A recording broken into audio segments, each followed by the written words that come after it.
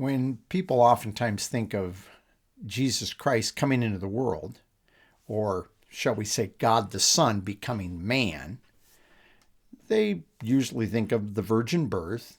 They think of baby Jesus, and maybe they then jump to the other end of his life and they think of the cross. And there's a lot of things in between that we don't always consider.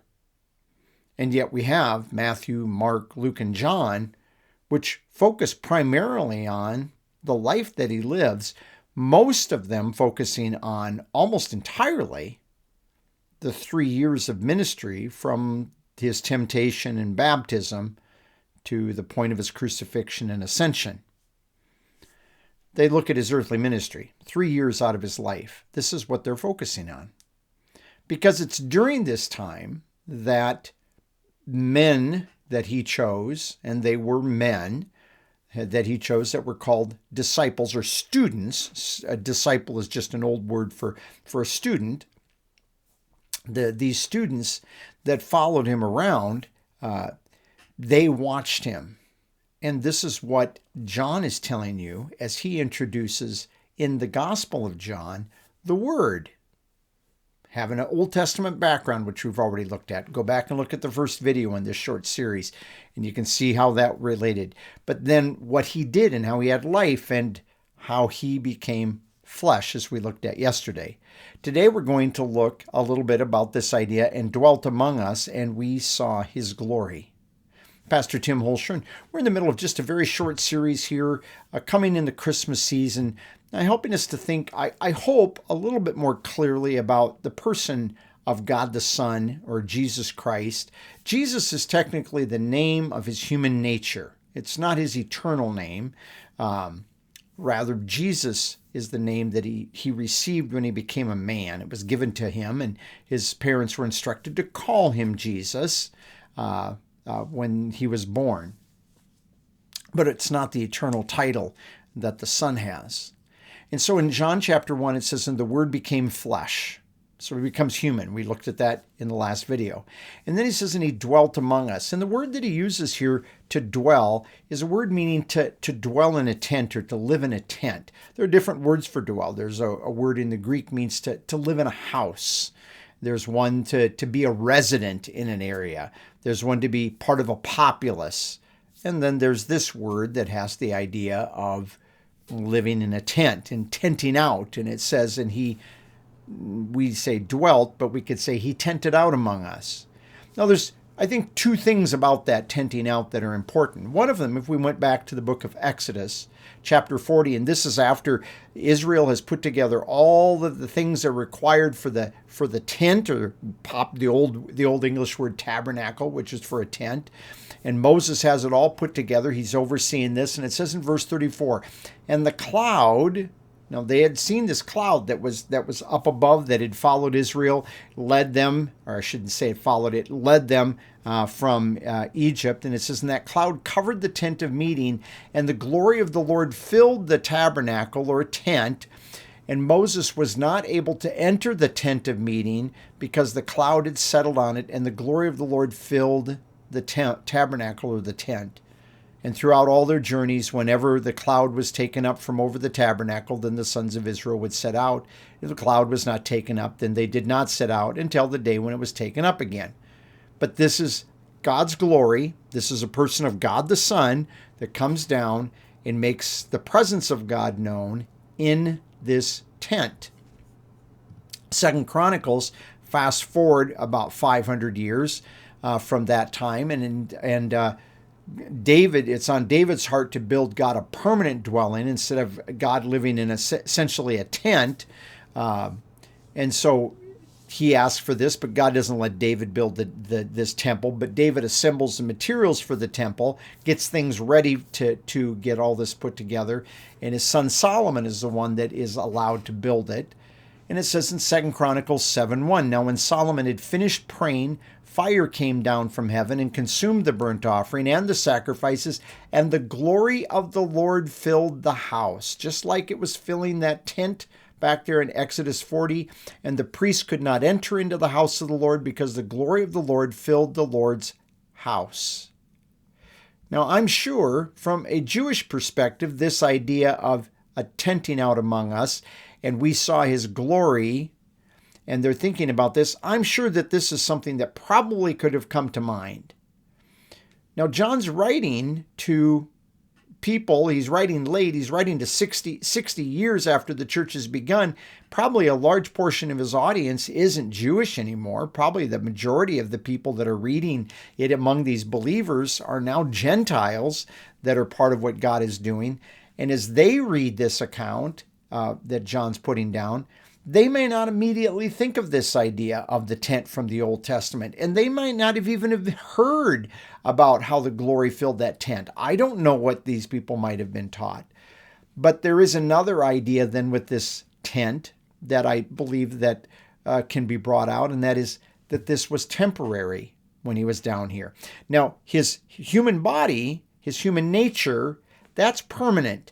That still exists. He was resurrected, and that human nature still sits at the Father's right hand on a throne. In that human nature, he will return for us and take us to be with him. He will return in judgment. And in a human nature, he will sit on a throne and judge the unsaved at the end of time. So, yes, his human nature is permanent, but his dwelling among us or tenting out among us, it was temporary.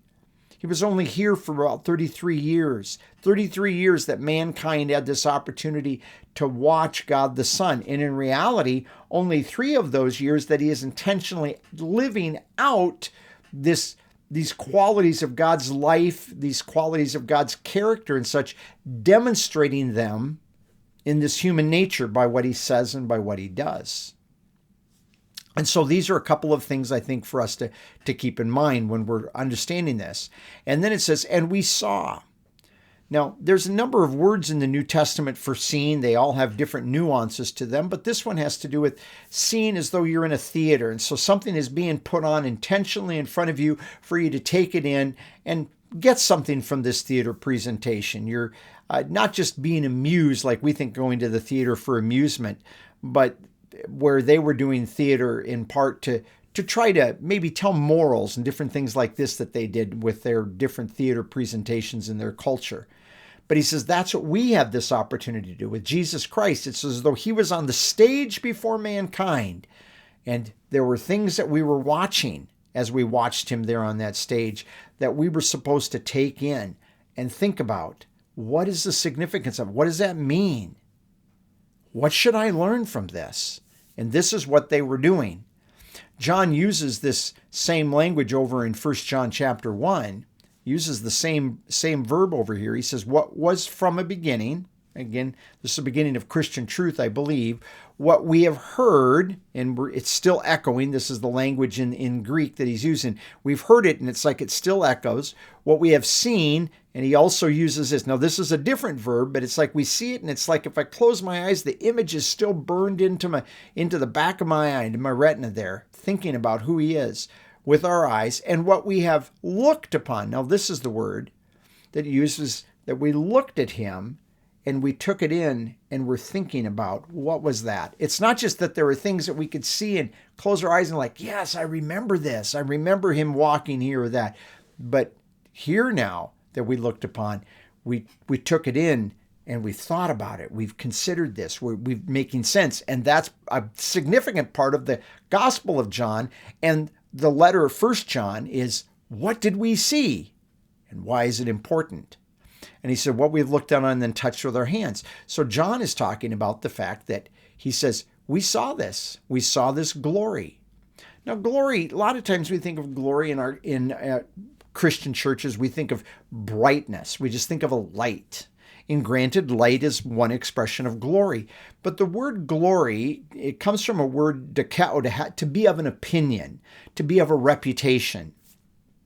And so what it's saying is we saw this reputation. We got to see him live out. What is God's reputation? When you think of God, what should you think about? And that's what he's doing. Jesus Christ, as he walked among men, was giving them a picture of this is what God looks like. That not physically looks like in terms of a physical manifestation, because God's not a man. He doesn't have a physical body. But what does God look like in terms of his character and nature? What are the things God would say to this situation or that? What are the things how would God react to this? How would God think about this? What would God do for this person or that? And he says, and we saw this glory, this reputation, his reputation. One is a unique kind from the Father. Now, this word only begotten is a word meaning a unique kind. Just look at one example because there are places where the word certainly does mean just one. But the idea ultimately is it's a person is just one because they're the unique one. There wasn't any others. But that's not always the case. In Hebrews 11:17, we read, by faith, Abraham, when he was tested, offered up Isaac, and he who had received the promises was offered up his only begotten son. Same word. Now, Isaac wasn't his only son. He had another son. He had Ishmael before this. And so when we're talking about only begotten son, we're talking about that unique kind of son. He was the unique one. And it says a unique kind of one from the Father, full of grace and truth. I want to come back and I want to take a little bit more time and look at the significance of this idea of grace and truth. And we'll come back and we'll look at that in greater detail. But I do want to just notice here in John 8, we have this account where these leaders of the people bring this woman that is taken in adultery. And they put her before Jesus, and they want to know, this one was caught in the act, and the law of Moses said that she should be stoned. And of course, they want Jesus to rule on this. They've kind of put him in a no-win situation. He's either going to have to side with Rome, or he's going to have to side with the Jews, with the law of Moses. Either way, they think they can't win. But rather than doing this, he stoops down and writes on the ground in there. And so they're trying to find a reason. And when he does stand up, he says, he who is without sin among you, let him be the first to throw the stone. In other words, in truth, he knows there's not one of these people that are sinless. There's not one of these individuals that's a sinless individual there. So in truth, knowing all things and answering, always responding accurately to what he knows, he's able to put this back in their court and say, okay, well, you do what you think you need to do, but you better make sure you're without sin, implying you may be guilty of worse. And of course, then they all leave. And it says they all leave, and when it's all done, it says, and the woman, where she was, she's in the center of the court, and straightening up, Jesus said to the woman, where are they? Did no one condemn you? And she said, no one, Lord. And Jesus says, I do not condemn you either.